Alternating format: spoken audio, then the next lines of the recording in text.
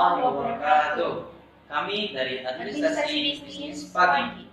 Perkenalkan, nama saya Muhammad Ali Permana. Dan saya Adila Masukanda. Nah, di sini kami akan menerangkan tentang perlunya Pancasila bagi warga negara Indonesia agar tidak terjadi konflik sosial.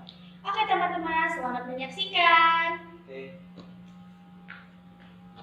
Perlunya Pancasila bagi warga negara agar tidak terjadi konflik sosial.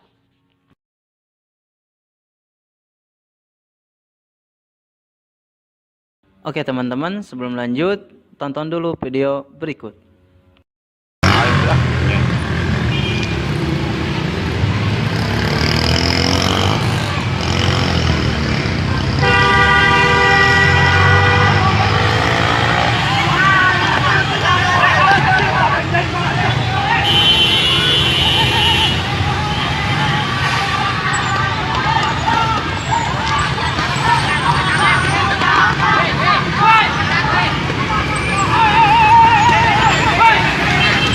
CR na eta.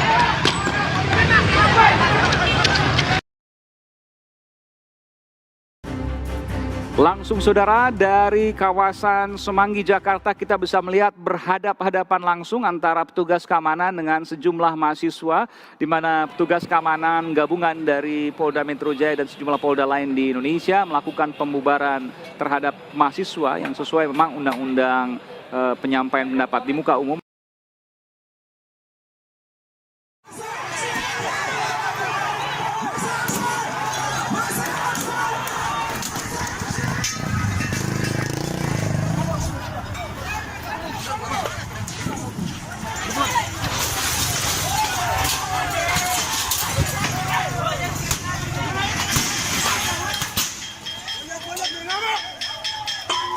Kami melakukan aksi ini karena kami tidak terima dengan teman-teman kami yang ada di Jawa hari ini di fitnah dan dengan mengatakan bahwa kami orang Papua sebagai monyet. Itu menjadi alasan pertama. Yang kedua bahwa kami ingin mahasiswa Papua yang ada di Surabaya harus dikeluarkan. Nah, jadi timbul pertanyaan, Apa pendidikan Pancasila itu penting? Pancasila diperlukan untuk membentuk karakter manusia yang profesional dan bermoral serta berbeda antara satu bangsa dan bangsa lainnya. Pendidikan Pancasila atau kewarganegaraan haruslah kita pelajari dan gunakan dalam kehidupan sehari-hari, sehingga kita dapat mengetahui dan mengerti tentang hak dan kewajiban sebagai warga negara Indonesia. Bersama pendidikan agama dan kewarganegaraan, pendidikan Pancasila berperan penting dalam pembentukan moral, adab, perilaku, dan kepribadian yang sehat dan berjiwa nasionalisme. Pancasila adalah sebagai sumber nilai dalam kehidupan bermasyarakat, berbangsa, dan bernegara. Sebab itu, seluruh tatanan kehidupan masyarakat dan bangsa Indonesia menggunakan Pancasila sebagai dasar moral atau norma. Pertama, membumikan Pancasila berarti menjadikan nilai-nilai Pancasila menjadi nilai-nilai yang hidup dan diimplementasikan dalam kehidupan sehari-hari. Kedua, internalisasi nilai-nilai Pancasila baik melalui pendidikan formal maupun non-formal. Pendidikan kewarganegaraanlah yang mengajarkan bagaimana seorang menjadi warga negara yang lebih bertanggung jawab, karena kewarganegaraan itu tidak dapat diwariskan begitu saja, melainkan harus dipelajari dan dialami oleh masing-masing orang. Kita semua tahu bahwa pendidikan kewarganegaraan mengajarkan bagaimana warga negara itu tidak hanya tunduk dan patuh terhadap negara, tetapi juga mengajarkan bagaimana sesungguhnya warga negara itu harus toleran dan mandiri. Rasa kewarganegaraan yang tinggi akan membuat kita tidak akan mudah goyah dengan iming-iming kejayaan yang sifatnya hanya sementara. Selain itu, kita tidak akan mudah terpengaruh secara langsung budaya yang bukan berasal dari Indonesia. Jadi, kesimpulannya, bahwa pendidikan kewarganegaraan sangat penting bagi mahasiswa karena membuka wawasan yang memberikan makna serta menunjukkan tujuan dalam kehidupan manusia. Sebagai bekal dan jalan bagi seseorang untuk menemukan identitas dirinya. Untuk memahami, menghayati, serta melakukan tingkah lakunya sesuai dengan orientasi dan nilai-nilai yang terkandung pada Pancasila. Simak video berikut. Malam itu aku menggali di dalam ingatanku, menggali di dalam ciptaku, menggali di dalam khayalku, apa yang terpendam di dalam bumi Indonesia ini, agar supaya sebagai hasil dari penggalian itu dapat dipakainya sebagai dasar daripada negara Indonesia merdeka yang akan datang. Sudah terbukti bahwa Pancasila yang saya gali dan saya persembahkan kepada rakyat Indonesia, bahwa Pancasila itu adalah benar-benar satu dasar yang dinamis, satu dasar yang benar-benar dapat menghimpun segenap tenaga rakyat Indonesia, satu dasar yang benar-benar bisa mempersatukan rakyat Indonesia itu untuk bukan saja mencetuskan revolusi, tetapi juga mengakhiri revolusi ini dengan hasil yang baik. Maka aku adalah sebenarnya utusan, wakil daripada revolusi Indonesia. Revolusi Indonesia ini bukan revolusi Soekarno, tetapi revolusi daripada seluruh rakyat Indonesia, dari Sabang sampai Merauke.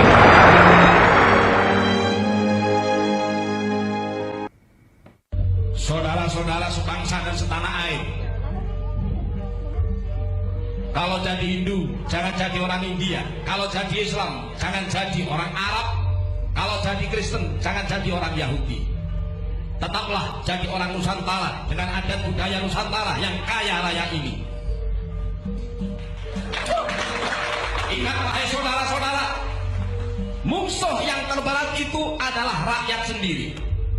Rakyat yang mabuk akan budaya luar, yang kecanduan agama, yang rela membunuh bangsa sendiri demi menegakkan budaya asing. Jangan mau diperbudak oleh semua itu. Tetaplah bersatu padu membangun negeri ini tanpa pertumpahan darah. Hei anakku, simpan segala yang kau tahu. Jangan ceritakan berita dan sakitku kepada rakyat. Biarkan aku menjadi korban asal Indonesia tetap bersatu. Ini aku lakukan demi persatuan, kesatuan, dan keutuhan bangsa. Jadikan deritaku ini sebagai saksi bahwa kekuasaan presiden sekalipun ada batasnya. Karena kekuasaan dan kekuatan langsung ada di tangan rakyat. Dan di atas segalanya adalah kuasa Tuhan yang Maha Esa. Merdeka!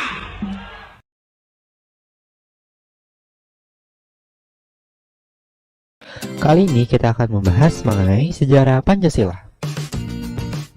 Seperti yang kita tahu, Pancasila merupakan dasar negara kita yang disahkan sejak 1945.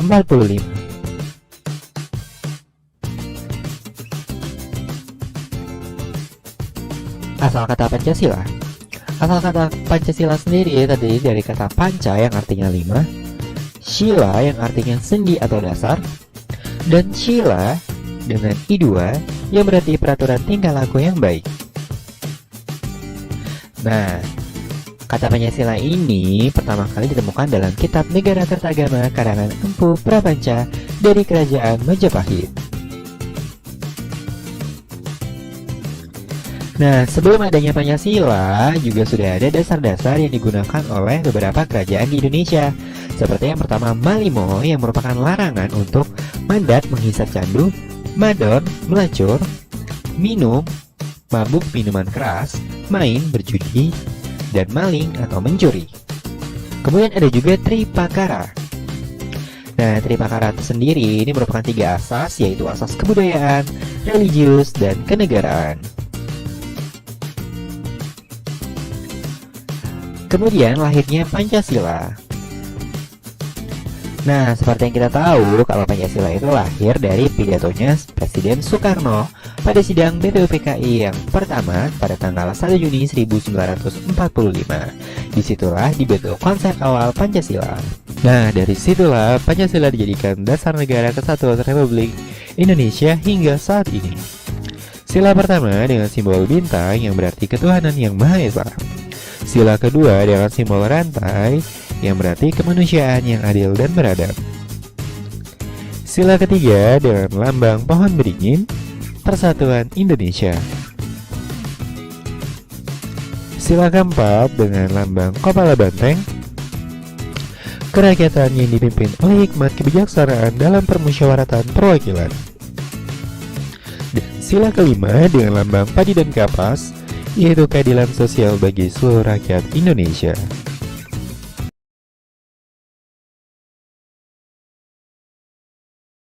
Teman, pada kesempatan kali ini kita akan membahas tentang bunyi sila Pancasila, lambang sila Pancasila, dan contoh perilaku yang mencerminkan sila Pancasila.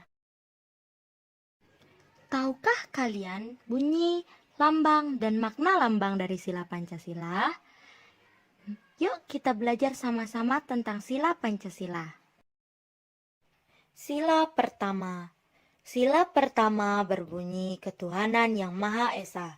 Sila pertama dilambangkan dengan bintang. Bintang artinya sebuah cahaya. Warna emas pada bintang disimbolkan sebagai cahaya dari Tuhan yang Maha Esa, yang diyakini oleh seluruh rakyat Indonesia. Bintang memiliki 5 sudut yang menggambarkan 5 agama yang ada di Indonesia. Contoh perilaku yang mencerminkan sila pertama Pancasila adalah 1. Berbakti kepada kedua orang tua. 2. Sholat 5 waktu bagi agama Islam dan trisandia bagi agama Hindu. 3. Berdoa sebelum dan sesudah makan. Berikut adalah contoh-contoh gambar terkait pengamalan sila pertama Pancasila. Sila kedua. Sila kedua berbunyi kemanusiaan yang adil dan beradab. Sila kedua dilambangkan dengan rantai. Rantai memiliki makna bahwa mata rantai yang saling berkait melambangkan manusia saling membutuhkan satu sama lain. Semua manusia harus saling membantu sehingga menjadi kuat seperti rantai. Rantai berbentuk persegi melambangkan laki-laki, rantai berbentuk lingkaran melambangkan perempuan. Contoh perilaku yang mencerminkan sila kedua Pancasila adalah 1. Merapikan tempat tidur. 2. Bermain bersama adik atau kakak. 3. Membantu ibu membersihkan rumah. Dan 4. Menyirami tanaman pada pagi hari dan sore hari. Berikut adalah beberapa gambar terkait dengan contoh pengamalan sila kedua Pancasila. Sila ketiga. Sila ketiga berbunyi Persatuan Indonesia. Sila ketiga dilambangkan dengan pohon beringin. Apakah teman-teman mengetahui makna dari pohon beringin? Makna dari pohon beringin ialah pohon beringin merupakan pohon yang besar, memiliki sulur dan akar yang menjalar kemana-mana. Pohon beringin merupakan simbol untuk negara Indonesia. Sulur dan akarnya menjadi simbol keragaman bangsa, meskipun berbeda-beda tetapi tetap satu jua. Contoh perilaku yang mencerminkan sila ketiga Pancasila adalah 1. Hidup rukun. 2. Mengutamakan kepentingan keluarga. 3. Tidak memaksakan kehendak. 4. Saling menyayangi dan menghargai antara satu dengan yang lain. Berikut adalah contoh gambar terkait dengan pengamalan sila ketiga Pancasila. Sila keempat. Sila keempat berbunyi kerakyatan yang dipimpin oleh hikmat kebijaksanaan dalam permusyawaratan perwakilan. Apakah kalian mengetahui lambang dari sila keempat Pancasila? Lambang dari sila keempat Pancasila adalah kepala banteng. Makna dari kepala banteng adalah banteng merupakan hewan yang suka berkumpul, seperti halnya manusia yang melakukan musyawarah, di mana orang-orang harus berkumpul untuk mendiskusikan sesuatu. Contoh perilaku yang mencerminkan sila keempat Pancasila adalah 1. Pembagian tugas membersihkan rumah. 2. Menerima dengan lapang dada hasil musyawarah. 3. Berani mengemukakan pendapat. 4. Mau mendengarkan pendapat adik atau anggota keluarga yang lain. Berikut adalah beberapa contoh gambar terkait pengamalan sila keempat Pancasila. Sila kelima. Apakah teman-teman sudah mengetahui bunyi dari sila kelima Pancasila? Sila kelima Pancasila berbunyi keadilan sosial bagi seluruh rakyat Indonesia. Sila kelima dilambangkan dengan padi dan kapas. Makna padi dan kapas ialah padi dan kapas merupakan kebutuhan dasar setiap manusia, yakni pangan dan sandang yang merupakan syarat utama untuk mencapai kemakmuran. Contoh perilaku yang mencerminkan sila kelima Pancasila adalah 1. Menabung. 2. Membagi waktu untuk belajar, bermain, dan membantu orang tua. 3. Berbagi makanan dengan adik atau kakak. Berikut adalah contoh-contoh gambar terkait dengan pengamalan sila kelima Pancasila.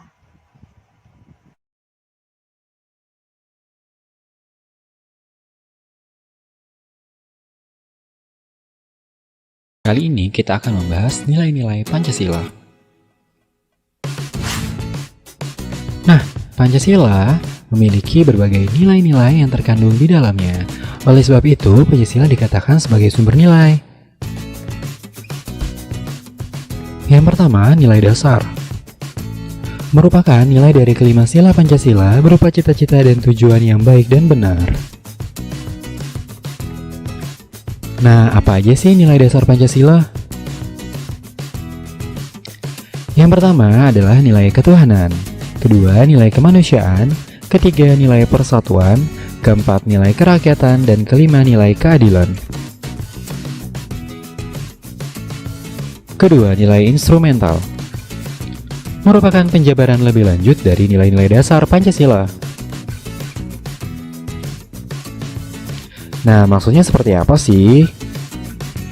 Maksudnya, nilai instrumental ini terkandung dalam nilai Undang-Undang Dasar 1945.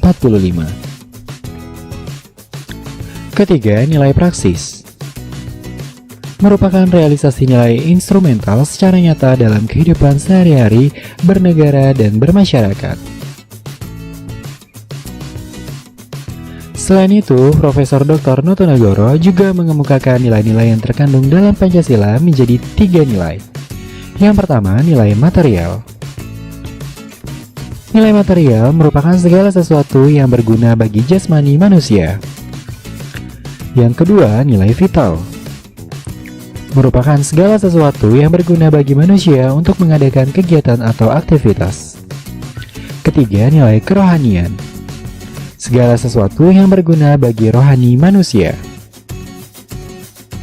Nah, nilai kerohanian ini dibagi lagi menjadi 4, yaitu nilai kebenaran, nilai keindahan, nilai kebaikan, dan nilai religius.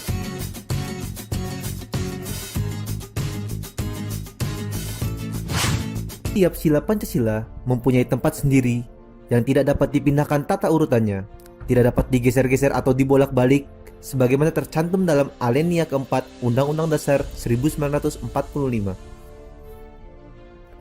Istilah Pancasila itu sendiri tidak terdapat dalam pembukaan maupun dalam pasal-pasal Undang-Undang Dasar 1945.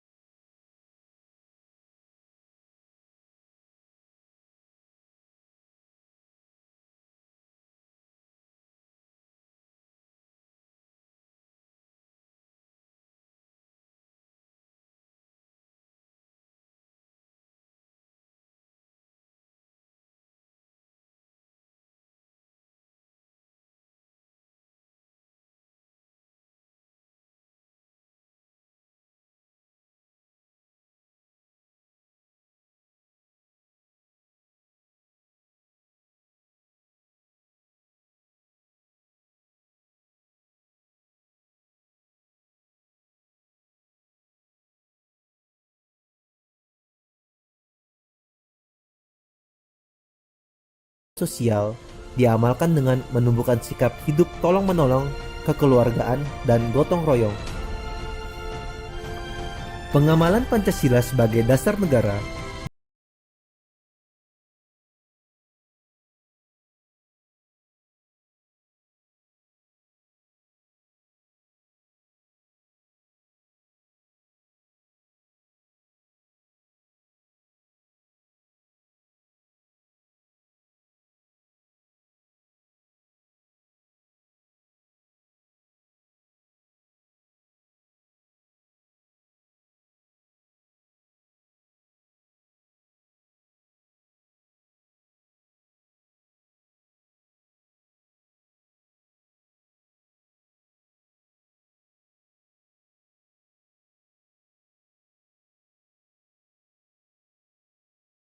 identik dengan hakikat dan sifat-sifat manusia Indonesia. Ialah sebagai makhluk individu sekaligus makhluk sosial dalam satu kesatuan yang disebut monodualistis. Sebagai bangsa Indonesia, kita wajib mengamankan Pancasila dari ideologi yang bertentangan dengan Pancasila, seperti paham komunisme maupun liberalisme.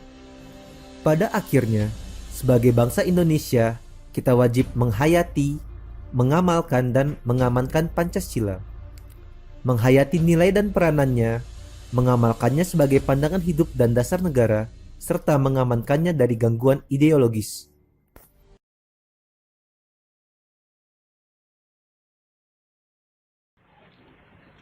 Pancasila. Pancasila. Ya. Satu. Ketuhanan Yang Maha Esa. Ketuhanan Maha Esa. Terus. Dua. Nggak boleh tertawa ya. Kemanusiaan yang adil dan beradab. Kemanusiaan Bali mendarat.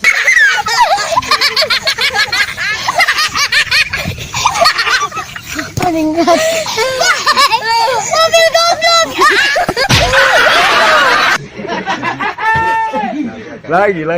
Lagi abang yang Loli seorang Loli kok terasa tertawa. Dua. Kemanusiaan yang adil dan beradab. Kemanusiaan adil berdarat.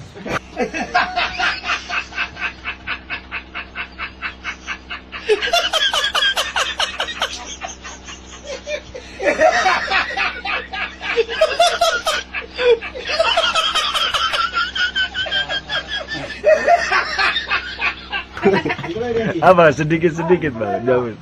Tiga. Persatuan Indonesia. Empat.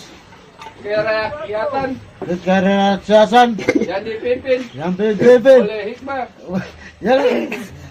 Loli jangan tertawa. Kau ingat-ingat dari belakang. Oleh hikmah. Kebijaksanaan dalam permusyawaratan Bermusyawaratan.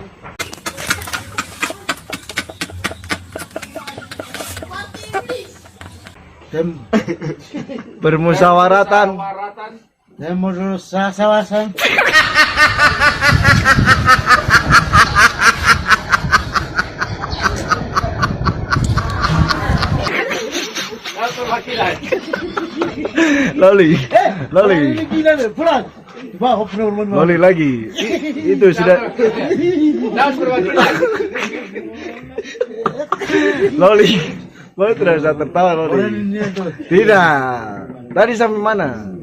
Ulangi. Tiga sampai 3 persen. Loli, kau menghadap sini toh. Ulangi. Kau mau uang Pancasila. Pancasila. Satu. Serius kau. Ketuhanan Yang Maha Esa. Ketuhanan Yang Maha Esa. Dua.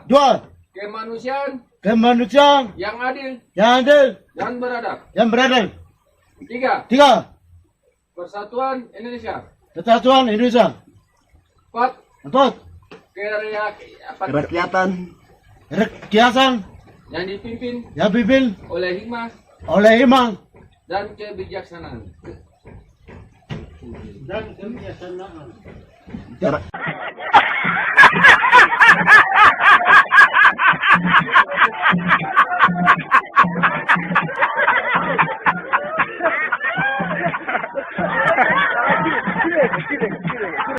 kerakyatan kecerdasan yang dipimpin yang dipimpin oleh hikmat, oleh Ipan, kebijaksanaan dalam permusyawaratan temu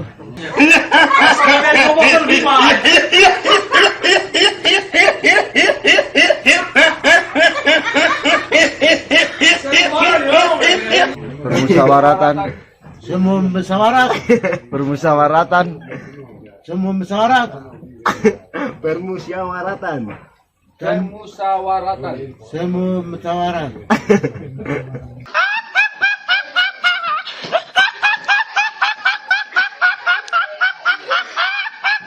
Yuk lanjut 5 Lima keadilan sosial bagi bagi seluruh rakyat Indonesia Indonesia merdeka.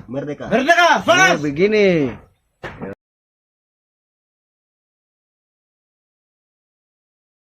Konflik. Kita mulai dulu dari kata pertamanya, konflik. Pasti beberapa dari kalian udah tahu dong ya konflik itu apa. Karena ini tuh sebuah kosakata, sebuah kata yang sering banget kita temuin di kehidupan sehari-hari. Konflik. Konflik itu identik dengan pertikaian, konflik, beranteman kayak gitu, konflik. Apakah konflik yang ini sama? Konflik sosial ini sama dengan konflik yang ada di pikiran kalian gitu? Kita bahas sama-sama. Jadi konflik itu asal katanya dari configere. Ini tuh adalah bahasa Latin yang artinya saling memukul. Wah, berarti sama dong ya, satu persepsi kita definisinya. Konflik sosial sama konflik yang ada di pikiran kita. Jadi menurut bahasa Latin, konflik ini berasal dari kata ini yang artinya saling memukul. Jadi nggak jauh-jauh lah ya deskripsinya, sama bertikai kayak gitu, sama beranteman. Dan untuk pengertian secara sosiologinya, ternyata konflik sosial ini diartikan sebagai ini. Jadi ini tuh merupakan proses sosial di mana ada dua orang atau di mana ada kelompok-kelompok yang berusaha menyingkirkan pihak lain dengan jalan menghancurkan atau membuatnya tidak berdaya. Serem juga ya definisinya. Karena konflik sosial itu ya kayak gitu, itu adalah sebuah proses sosial yang wajar karena namanya juga manusia berinteraksi, pasti nggak mungkin interaksi itu berjalan dengan mulus, nggak mungkin sosialisasi itu berjalan dengan mulus, dengan baik, pasti ada konflik-konfliknya gitu, pasti ada beberapa yang ngerasa pengen lebih tinggi, beberapa ngerasa pengen lebih kayak gimana, makanya ada usaha untuk menghancurkan atau menyingkirkan pihak lain supaya dia bisa mencapai tujuannya. Gitu, sekilas definisi tentang konflik. Kita cari dulu definisi menurut para ahli. Kayak gimana sih konflik ini? Jadi definisi pertama itu datang dari Surjono Sukanto. Menurut beliau, konflik ini diartikan sebagai pertentangan atau pertikaian, yaitu suatu proses sosial individu atau kelompok yang berusaha untuk memenuhi tujuannya dengan jalan menentang pihak lawan yang disertai dengan ancaman atau kekerasan. Jadi sama Surjono Sukanto juga mengemukakan kalau ini tuh sebagai suatu proses sosial konflik itu gitu, yang berusaha ketika individu ini berusaha untuk memenuhi tujuannya, kemudian ada orang yang sama-sama juga, gak mungkin kan itu tujuan itu, misalkan tujuan itu satu, tapi ada 5 orang yang mau ngerebutin, yang mau ngedapetin tujuan itu, gak mungkin kan, makanya adalah terjadilah konflik. Konflik ini bisa juga disertai dengan ancaman atau kekerasan, tapi nggak selalu ya. Tapi menurut Surjono Sukanto ini begini definisinya. Selanjutnya ada definisi lain dari Robert M. Lawang. Menurut dia, konflik ini yaitu sebuah perjuangan untuk memperoleh hal yang langka seperti nilai, status, kekuasaan, dan sebagainya. Di mana tujuan mereka yang terlibat dalam konflik ini bukan hanya untuk memperoleh keuntungan, tetapi juga untuk menundukkan pesaingnya. Jadi senada sama yang dikemukakan oleh Surjono Sukanto, menurut Robert juga, ini tuh konflik itu adalah sebuah perjuangan untuk mendapatkan sesuatu yang langka. Di sini dia meng-highlight sesuatu yang langka. Jadi maksud sesuatu yang langka itu sesuatu yang dikemukakan oleh Surjono Sukanto sebagai tujuan. Jadi di sini nilai, status, kekuasaan dan sebagainya. Dan bukan hanya memperoleh keuntungan katanya tujuannya ini, tapi menurut Robert M. Lawang ini juga untuk menundukkan pesaingnya, gitu definisinya. Kita ke definisi selanjutnya dari Aryono Suyono. Menurut beliau, konflik ini adalah proses atau keadaan di mana dua pihak ini berusaha menggagalkan tercapainya tujuan masing-masing yang disebabkan adanya perbedaan pendapat, nilai ataupun tuntutan dari masing-masing pihak. Jadi menurut Aryono Suyono sama juga gitu. Ini tuh karena ada seseorang yang mau mencapai tujuan, makanya dia berusaha untuk menggagalkan pihak lawan gitu. Definisi terakhir ada dari Colin. Menurut Colin, konflik ini tuh adalah sebuah proses sentral dalam kehidupan sosial karena setiap orang ini memiliki sifat sosial atau sociable yang tetap dalam hubungan sosial tersebut, dan terkadang ini menggunakan kekerasan karena setiap orang memiliki kepentingannya sendiri. Jadi menurut Colin sama, itu sebuah proses sosial dalam kehidupan sosial, proses sentral dalam kehidupan sosial karena manusia itu pasti memiliki sifat-sifat sosial gitu yang kadang-kadang ingin menyingkirkan atau ingin mendapat tujuan dengan menyingkirkan pihak lawan, dan kadang ini juga terjadi menggunakan kekerasan karena ya ini setiap orang ini mempunyai kepentingannya masing-masing. Oke, itu dia ada 4 definisi dari para ahli. Mungkin kalian udah ngerti lah ya, udah paham. Pokoknya konflik ini sebuah proses sosial di mana seseorang ini ingin mencapai tujuan, dan bisa juga ini tuh dengan menyingkirkan pihak lawan atau mengurangi kekuatan pihak lawan, dan bisa aja melalui ancaman atau kekerasan. Oke, sekarang kita lanjut ke ciri-ciri dari konflik sosial. Ciri yang pertama, konflik sosial ini melibatkan paling tidak dua pihak. Pasti dong ya, karena nggak mungkin berkonflik sendiri. Tapi ada juga, kita nanti bahas di slide berikutnya. Kemudian timbul pertentangan antara kedua belah pihak. Terus juga munculnya interaksi yang seringkali ditandai oleh perilaku yang direncanakan untuk saling menekan. Selanjutnya, ciri selanjutnya ini mulai timbul rasa benci, antipati, dan marah. Jadi ini adalah ciri-ciri dari konflik sosial.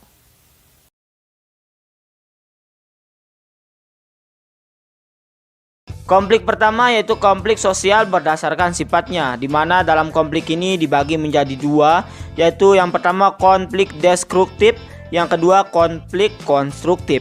Di mana konflik destruktif ini yang bersifat merusak, merupakan konflik yang muncul karena adanya perasaan tidak senang, rasa benci dan dendam dari seorang ataupun kelompok terhadap pihak lain. Pada konflik ini terjadi bentrokan-bentrokan fisik yang mengakibatkan hilangnya nyawa dan harta benda, seperti konflik di Poso, Ambon, Kupang, dan lain sebagainya. Untuk lebih memahami tentang materi ini, mari kita simak video berikut ini.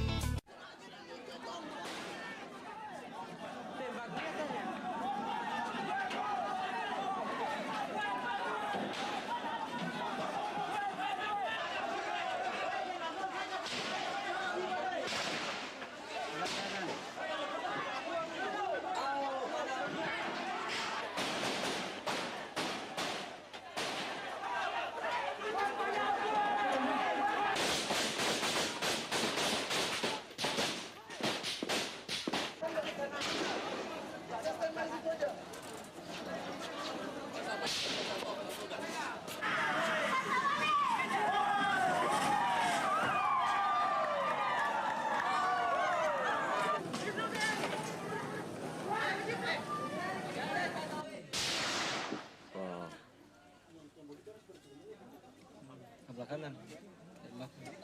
Payah mati tuh. Ada kanan sana apa? Ya, politik.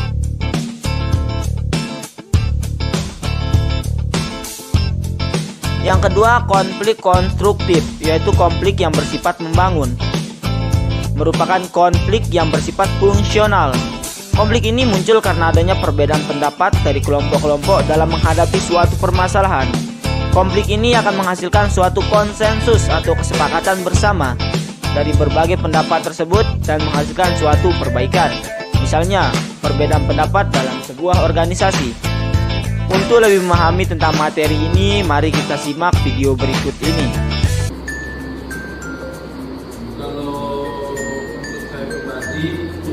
saya lebih support ke Jaka karena Jaka sebagai ketua UKM untuk prioritasnya, karena di ilmu yang ada sama dia seperti dunia perbasketan dan dunia organisasi pun dia sama ada. Dunia perbasketan dia tahu sebelumnya apa yang bakal terjadi, dia bakal tahu bagaimana cara menuntaskan masalah yang ada di dunia perbasketan ya untuk universitas kita gitu. Kalau untuk di organisasi pun dia sebagai aktivis juga di fakultas dia, yang pasti dia bakalan paham bagaimana nanti kalau misalnya ada masalah di organisasi kita, UKM kita ini, dan tahu bagaimana cara menyelesaikan masalah ya di organisasi itu. Jadi kalau untuk saya pribadi sih lebih supportnya ke Jaka sebagai ketua UKM kita. Itu menurut pendapat saya. Kalau yang lain saya nggak tahu sih. Berarti Anda tahu pasti tentang Jaka ini? Ya, sudah benar. Tentang Tony, nama saya Sidolini. Saya lebih bagus Tony yang akan menjadikan ketua UKM kita. Selain dia berpengalaman lomba di luar kota, kita lihat yang setelah beberapa tahun ini kan dia ikut pertandingan-pertandingan. Dalam pertandingan itu dia sering mendapatkan. Kemudian selanjutnya konflik berdasarkan posisi pelaku yang berkonflik itu sendiri. Yang pertama, konflik vertikal merupakan konflik antar komponen masyarakat di dalam satu struktur yang memiliki hierarki. Kemudian yang kedua, konflik horizontal adalah konflik yang terjadi antara individu atau kelompok yang memiliki kedudukan yang relatif sama. Kemudian selanjutnya itu konflik diagonal adalah konflik yang terjadi karena adanya ketidakadilan alokasi sumber daya ke seluruh organisasi sehingga menimbulkan pertentangan yang ekstrim. Contohnya konflik yang terjadi di Aceh. Untuk lebih memahami tentang materi ini, mari kita simak video berikut ini.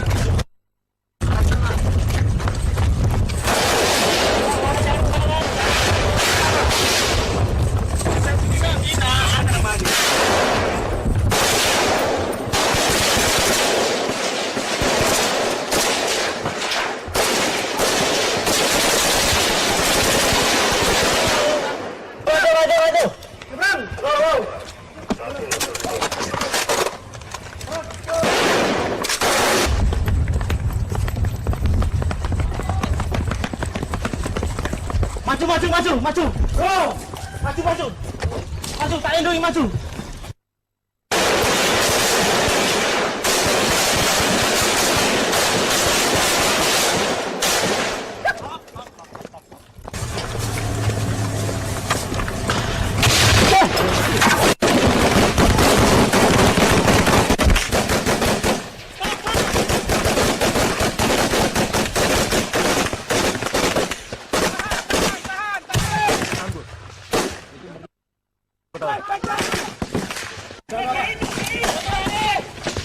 Kayaknya itu apa? Bom.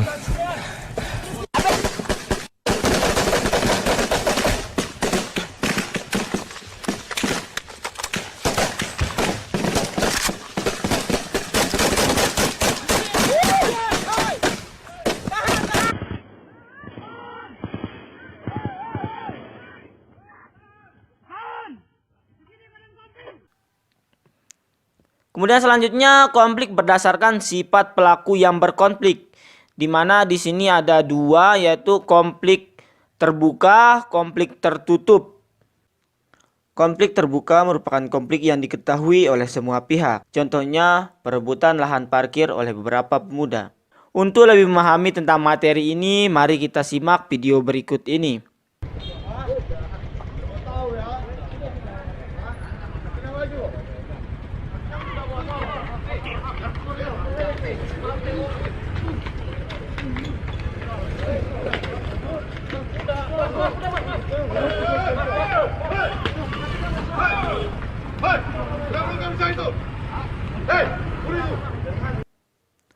Yang kedua, konflik tertutup. Merupakan konflik yang hanya diketahui oleh orang-orang atau kelompok yang terlibat konflik. Contohnya, ketidakpuasan kelompok masyarakat minoritas terhadap hasil pemilihan kepala desa. Kemudian selanjutnya berdasarkan ciri-ciri pengelolaannya. Yang pertama itu ada konflik interindividu. Merupakan tipe yang paling erat kaitannya dengan emosi individu hingga tingkat keresahan yang paling tinggi. Yang kedua, konflik antar individu. Merupakan konflik yang terjadi antara seseorang dengan satu orang atau lebih. Sifatnya kadang-kadang substantif, menyangkut perbedaan gagasan, pendapat, kepentingan, dan bersifat emosional, menyangkut perbedaan selera dan perasaan like atau dislike. Kemudian selanjutnya yaitu konflik antar kelompok. Merupakan konflik yang banyak dijumpai dalam kenyataan hidup manusia sebagai makhluk sosial karena mereka hidup berkelompok-kelompok.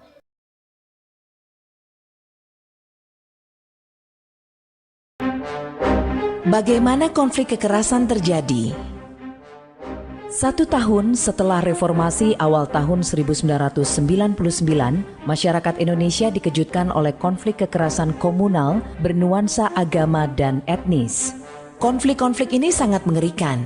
Misalnya, dalam konflik di Maluku yang berlangsung dari Januari 1999 hingga Januari 2003, tercatat 5.000 orang meninggal dunia, sekitar 500.000 orang menjadi pengungsi, serta hampir 80% dari fasilitas dan bangunan rusak.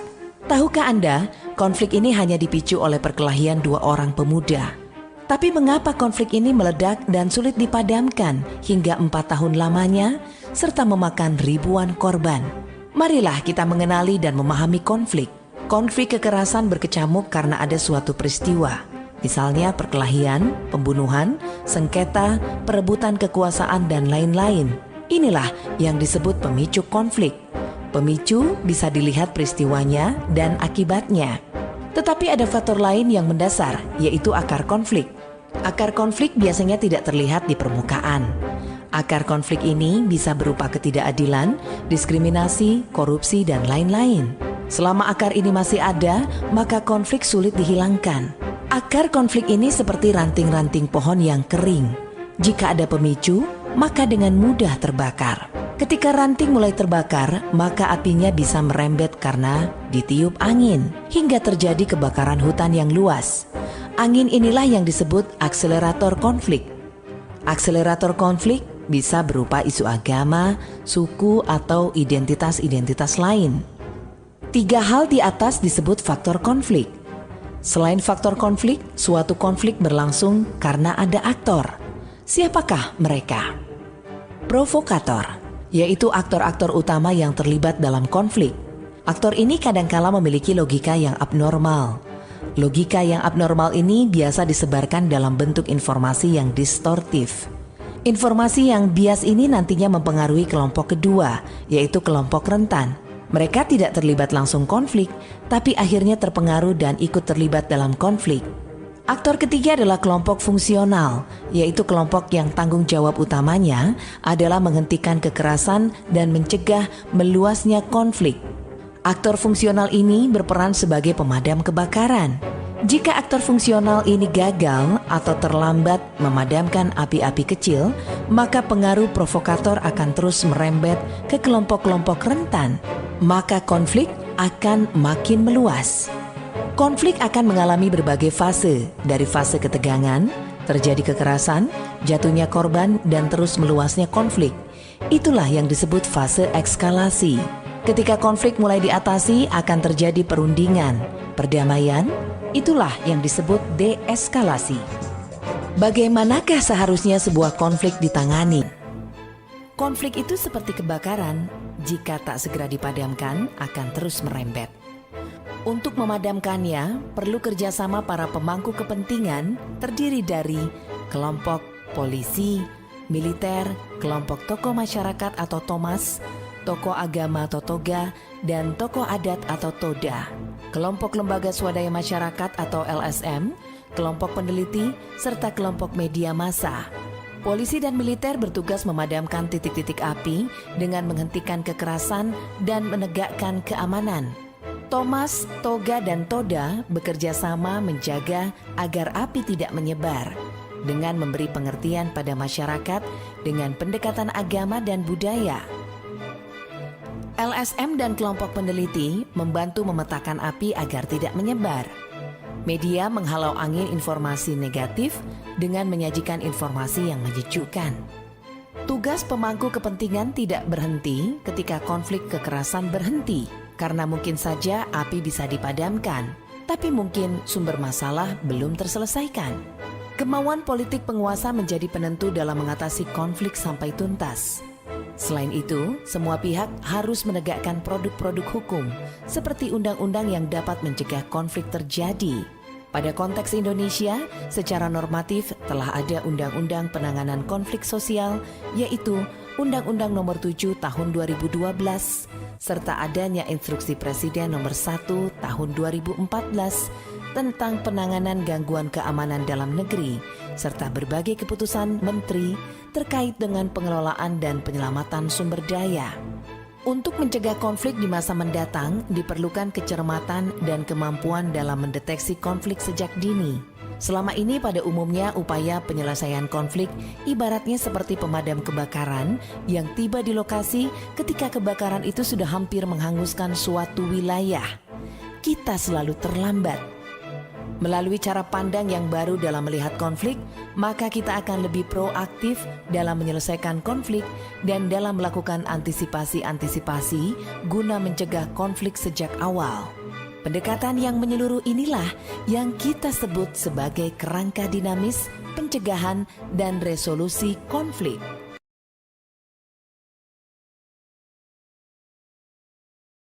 Pencegahan konflik.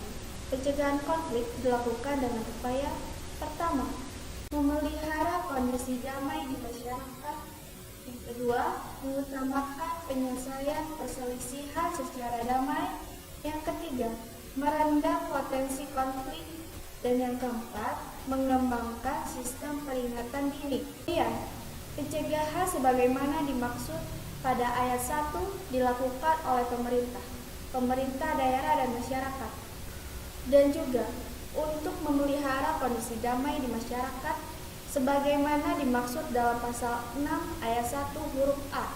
Setiap orang berkewajiban pertama, mengembangkan sikap saling menghormati, kebebasan menjalankan ibadah sesuai dengan agama dan kepercayaannya masing-masing.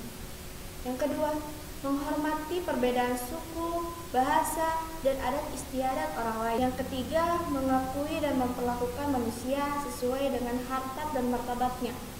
Keempat, mengakui persamaan derajat, persamaan hak dan kewajiban asasi setiap manusia, tanpa membeda-bedakan suku, keturunan, agama, kepercayaan, jenis kelamin, kedudukan sosial, dan warna kulit. Yang kelima, mengembangkan persatuan Indonesia atas dasar Bhinneka Tunggal Ika, dan atau yang keenam, tidak memaksakan kehendak dan menghargai kebebasan orang lain. Selain itu juga, mulai mengamalkan Pancasila dengan menjalankan toleransi dan mengembangkan sikap saling menghargai. Kemudian, Pancasila harus dimimikan dan dijalankan oleh bangsa Indonesia dari setiap butir-butirnya. Pancasila sebagai ideologi terbuka harus menjadi garis koordinat agar budaya-budaya asing yang bersifat negatif bagi generasi muda Indonesia dapat disaring. Dan yang ketiga, Pancasila akan tetap menjadi ideologi bangsa yang terbuka dan tidak kaku. Pancasila akan dapat menyesuaikan dengan perkembangan zaman. termasuk pada situasi seperti sekarang ini, di mana Indonesia makin maju dan berkembang, baik dari aspek teknologi ataupun tatanan ekonomi. Dan yang keempat, Pancasila sebagai pandangan hidup harus menjadi sumber pengendali agar budaya-budaya asing yang masuk ke Indonesia bisa diantisipasi. Karena jika bangsa Indonesia tidak lagi menerapkan makna dari Pancasila, niscaya negara Indonesia akan menjadi boneka bagi bangsa sini.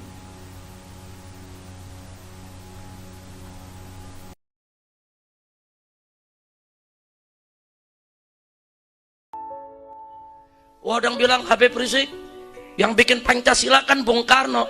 Tunggu dulu, baca sejarah yang betul, saudara.